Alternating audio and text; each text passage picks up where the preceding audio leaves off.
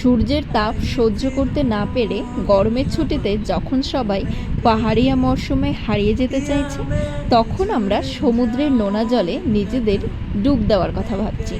সমস্ত ট্রেনের seat book থাকায় শেষমেশ কামরূপ এক্সপ্রেস ধরে ছুটলাম দীঘার উদ্দেশ্যে। মানুষ সংখ্যা ছিল আমাদের 9 এবং সিট সংখ্যা 6, বাকি ওয়েটিং লিস্ট।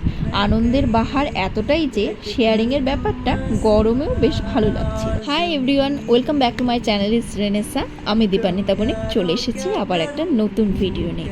আর যারা যারা আমার এই ব্লগ চ্যানেলে নতুন, তারা অবশ্যই ভিডিওটি দেখে লাইক কমেন্ট শেয়ার করে যাবেন এবং ভিডিও ভালো লাগলে অবশ্যই নোটিফিকেশান ক্লিক করে যাবেন, যাতে নতুন ভিডিও আসলে পরে সবসময় আপনাদের কাছে পৌঁছে দিতে পারে। চটজলদি আনপ্ল্যান ট্রিপগুলো কিন্তু দারুণ হয়।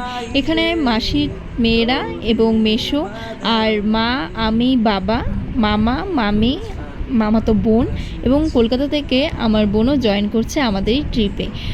বাঙালিরা ট্রেনে যাত্রা করছে অথচ বাড়ির থেকে কিছু খাবার আনবে না, এটা তো হতেই পারে না।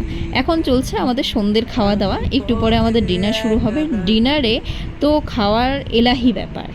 দিদুন আসতে পারেনি তো কি হয়েছে, খাবারে কোনো ত্রুটি রাখেনি, সাথে মা মাসি তো রয়েছে।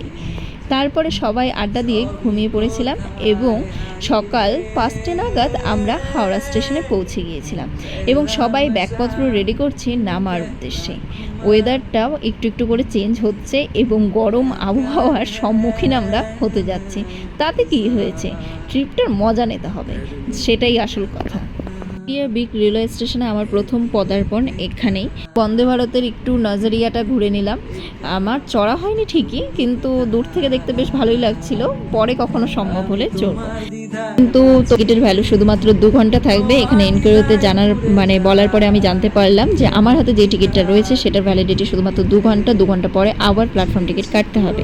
তো বেশিক্ষণ আমরা সেখানে দেরি করিনি, আমরা চলে গেছিলাম বোনকে আনতে শিয়ালদা স্টেশনে। তো রাস্তায় যেতে যেতে মাস্তুতো বোনদের হাওড়া ব্রিজ থেকে শুরু করে সেই হাওড়া ব্রিজের সূর্যোদয়টা একটা সুন্দর পরিবেশ, এবং কলকাতার মানুষরা যে ছুটে চলেছে নিজের ব্যবসার তাগিদে দৌড়ে দৌড়ে, সেই ব্যাপারটা কিন্তু দারুণ লাগছিল দেখতে। এবং সকালবেলা গিয়ে সেখানে হচ্ছে মাটির ভাঁড়ে হচ্ছে চা খাওয়া, এটা একটা বিশেষ আনন্দদায়ক ব্যাপারটা ছিল।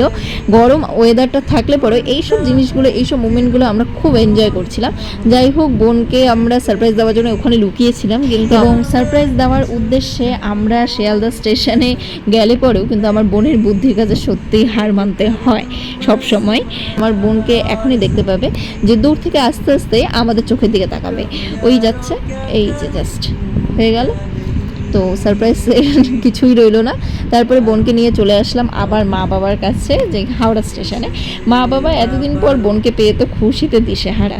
কলকাতা আমাদের আসা বরাবরের মতো মামার চিকিৎসার জন্য।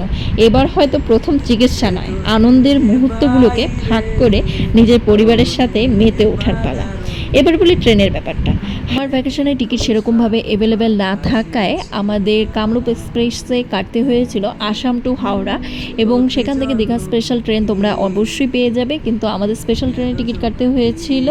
এবং সেখান থেকে হাওড়া টু সাঁতরাগাছি, তারপর সাঁতরাগাছি থেকে দীঘা, তারপরে 10 টাকা করে ম্যাজিক ভাড়া করে চলে গেলাম আমরা নিউ দীঘাতে, এবং সেখানে গিয়ে আমরা হোটেলে উঠলাম। তারপরের ভিডিওগুলি আসছে নেক্সট পার্টে, সঙ্গে থাকুন।